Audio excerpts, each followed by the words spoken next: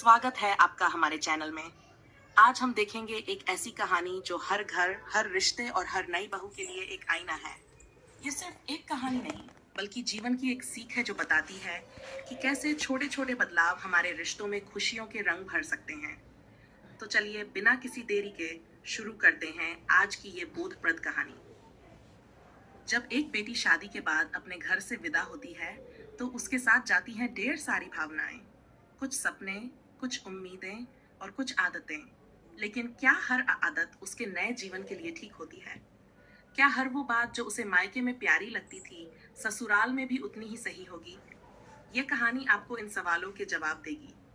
ये कहानी है आन्या की, एक बड़े व्यापारी की इकलौती बेटी। वह प्यार और लाड में पली बड़ी थी। उसका हर जिद, हर ख्वाहिश उसके पापा के लिए हुक्म जैसी होती थी। पापा, मुझे वो नीला फोन चाहिए। और अगली सुबह वही फोन उसके तकिए के नीचे होता। उसने कभी ना सुनना सीखा ही नहीं था, और शायद यहीं से उसकी परेशानियां शुरू हुई। शादी हुई। आन्या एक अच्छे और संस्कारी घर में ब्याही गई। पर सिर्फ 8 दिन भी नहीं बीते थे कि उसने अपने पापा को फोन किया। पापा, ये घर तो नरक है, मुझे वापस बुला लो। उसे वहां हर बात बुरी लगने लगी। सास के ताने, घर के नियम, कामकाज। उसे लगा कि पूरी दुनिया उसके खिलाफ है। लेकिन दोस्तों, क्या सच में ऐसा था?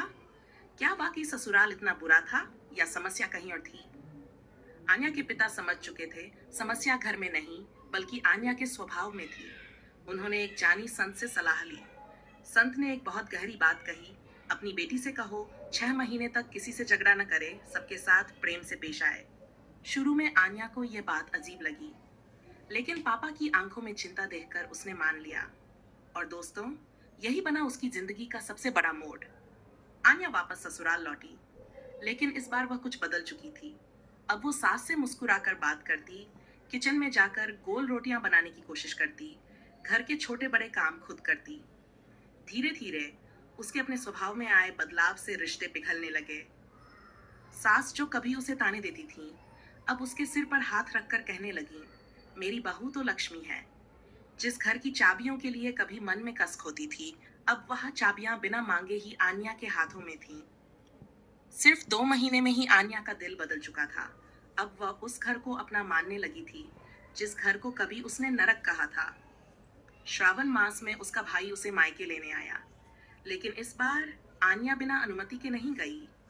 पहले उसने सास से पूछा, उनका आशीर्वाद लिया और जल्दी लौटने का वादा किया।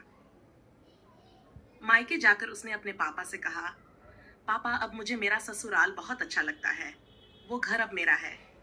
उसके चेहरे की उस मुस्कान ने उसके पापा की आंखों में गर्व भर दिया। ये उस बदलाव की कहानी थी जो सिर्फ आन्या के स्वभाव में आया था, और जिसने उसके पूरे जीवन को बदल दिया।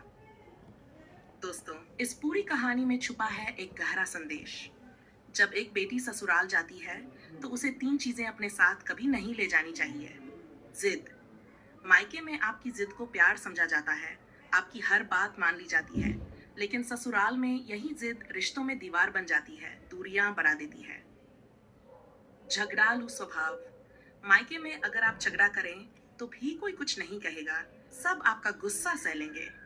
पर ससुराल में यही आदत घर की नींव हिला देती है, घर की शांति भंग कर देती है। कड़वे बोल।